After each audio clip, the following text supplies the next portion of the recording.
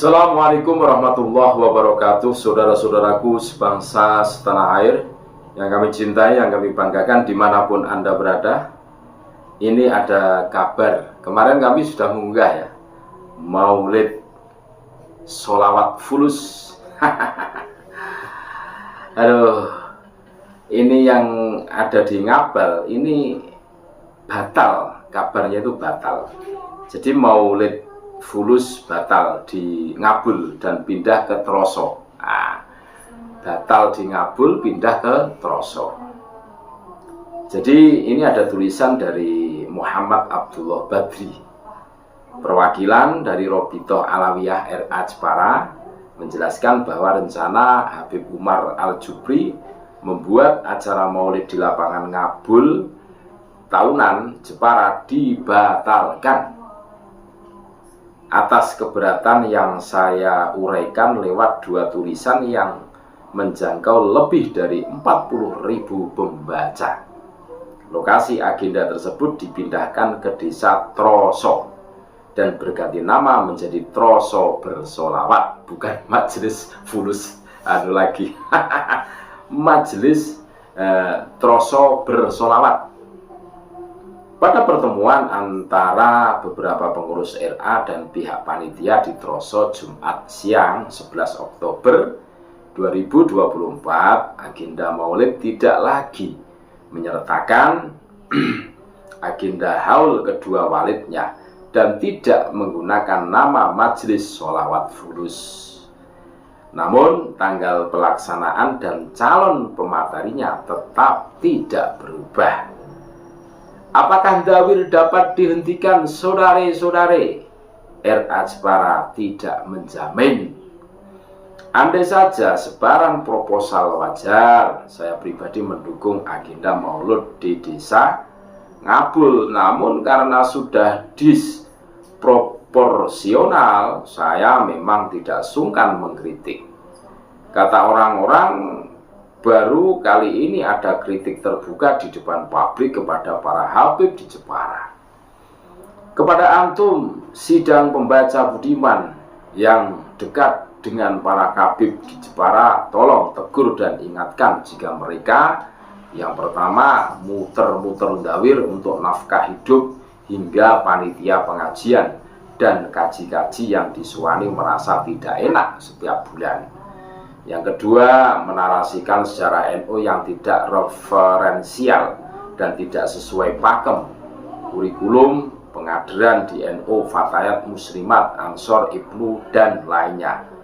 Yang ketiga, menulis nama-nama baru untuk makam aulia di Jepara. Ada 500-an lebih, walau atas nama tabarruk, sohib, rotib, hisib, ataupun lainnya. Bila tidak benar, hal itu akan melukai anak cucunya yang masih hidup hingga sekarang. Apalagi narasinya cenderung tidak masuk akal dan tidak bisa dijelaskan kisahnya secara kronologis. Yang keempat, tidak tekun ibadah dan justru dekat dengan maksiat karena merasa selamat, pasti masuk surga. Bagi saya, pembiaran ini justru merugikan mereka. Semua orang Islam masuk surga, tapi ingat, hisab tetap saja dihadapi. Jangan terlalu jumawa di hadapan Allah Subhanahu wa Ta'ala. Tanpa mengurangi rasa hormat, saya menegaskan supaya habaib yang datang ke Jepara, satu, menghormati wanita. Jangan mempermainkan mereka dengan mengawini dan menceraikan seenaknya hingga membuat orang tuanya tidak ridho dan keluarkan sumpah serapah. Yang kedua, menghormati muhibbin. Pikirkan nasib keluarga mereka yang waktunya berkurang karena khidmah ke majelis. Jangan menjual barang simbolik seperti sorban, minyak, dan lainnya di luar harga normal. Atas nama muhibbin, berdayakanlah mereka. Jangan hanya dimanfaatkan saja. Yang ketiga, menghormati kultur lokal. Jagalah masyarakat agar tetap saling menghormati. Walau berbeda majelis, jangan benturkan mereka demi kepentingan eksklusif mahabbah. Hadirilah undangan mereka tanpa mengharap jaber atau amplop. Yang keempat, menghormati kiai dan ulama. Menghormati yang lebih tua adalah ajaran Nabi. Jangan ada lagi walat-walat bocil bertingkah pola pongah seperti terlihat di beberapa kasus majelis. Yang kelima, menghormati ilmu. Majelis zikir dan sholawat itu baik, tapi tanpa siraman ilmu syariat jamaah bisa tersesat dan fanatik tak tersembuhkan. Isilah majelis dengan membaca kitab. Bila tidak mampu, kerjasamalah dengan para santri dan kiai terdekat. Gizi hati dan pikiran hendaknya terisi sekaligus dalam majelis. Yang keenam, menghormati masa lalu. Jangan melupakan siapa yang dulu pernah menyambut di Jepara. Jangan melupakan jasa as-sabiqunal awwalun saat pertama kali datang ke Jepara. Yang ketujuh, menghormati diri sendiri. Cara terbaik menghormati diri sendiri adalah dengan menghormati lian dan tetap bekerja. Bacalah kitab sesederhana seperti Kaifiyah Takunu Ghaniyan dan Hasul Ihtiraf, insya Allah bermanfaat. Kesimpulannya, jadikanlah tanah Jepara yang pernah dipimpin Nyai Ratu Kalinyamat ini sebagai rumah pusaka, Baitul Jannah, rumah surga, bukan tanah plesir mencari jah, kehormatan dan penghasilan saja. Demikian manifesto dari saya kepada semuanya, Anda, saya, dan mereka yang berkepentingan untuk terciptanya rahmat lil alamin. Nah, ini dari mana tadi? Dari Ngabul dipindah ke Troso, dan jargonnya itu beda. Kalau di Ngabul itu majelis fulus. Wah, nah, di Ngabul itu cuma majelis sholawat saja. Dan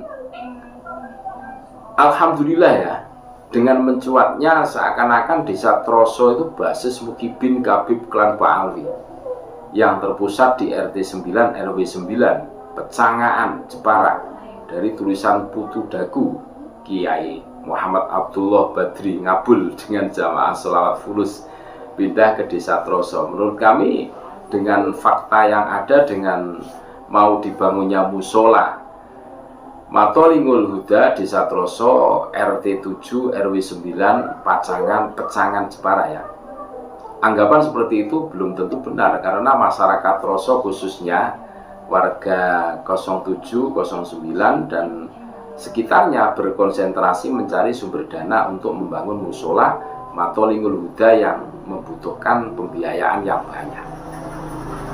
Dengan kebutuhan pembiayaan pembangunan musola yang sangat banyak, ngendikane Kang Fauzi, warga RT 09 RW 09, setelah kami temui dari tim yang mengatasnamakan calon pengurus Laskar Mataram Nusantara, siap bekerja sama untuk mengedukasi warga desa Troso, khususnya RT 09 RW 09 Pecangaan Jepara. Misalnya sebaran amplop jamaah sholawat fulus ora usah diiseni, ngendikane Kang Fauzi. Yang disampaikan tim dengan pertimbangan akeh pembangunan yang membutuhkan uluran tangan warga desa Troso, kaya pembangunan musola dan rumah sakit NU sing ono juga di desa Troso. Jadi menepis anggapan bahwa desa Troso RT 09 RW 09 betul menjadi alamat jamaah sholat fulus. Betul sekali, karena ada oknum Kabib Klan Bangli yang mengontrak rumah di RT 09 ya, RW 09 yang terindikasi membudayakan pendawiran secara sistematis, terstruktur, serta masif. Alhamdulillah, ini dari kesaksian saudara kami yang di Troso, sebagian masyarakat RT 09 RW 09 menolaknya dengan asumsi mengedepankan pembiayaan diperuntukkan untuk sumbangan zariah saudari-saudari. Itulah. Jadi mereka itu licik. para kabib dobolo wiriji di mana tadi lupa namanya, susah sih, daerah Ngabul dengan tema, dengan caption, wah sholawat fulus, seakan-akan fulus, orang yang datang hadir di sholawat tersebut itu fulusnya itu wah banyak, melimpah. Ternyata setelah di kritisi ya, wajir pindah ke Troso. Ternyata di Troso ini bukan orang-orang Troso RT 9 RW 9 yang muhibbin. Ternyata dari pengakuan saudara-saudara kami yang berada di Solo, ternyata ada salah satu kabib yang kontrak di situ, yang terkenal dawirnya kan gitu. Nah itu ibaratnya kan komplotannya itu. Makanya pada saat pribumi bangkit ya, bangkit terus menyuarakan, wah kabib ini akan pucat, akan kehilangan job lah, yang tadinya kesana kemari ya. Dua ini sampai ujung pelosok ya, ini sudah sadar semua ini. Termasuk pindahan dari Ngabul ya, Ngabul ke Troso ya, ini sudah sadar semua. Ya makanya jelas, kalau majelis-majelis tidak jelas itu ya tidak usah didatangi, kan gitu, tidak usah diundang. Kami sepakat kalau model-model kabib yang double itu tidak usah datang, tidak usah diundang, selesai, mereka akan kebingungan sendiri, begitu loh. Terima kasih, tetap NKRI harga mati Nusantara milik kita. Assalamualaikum warahmatullahi wabarakatuh.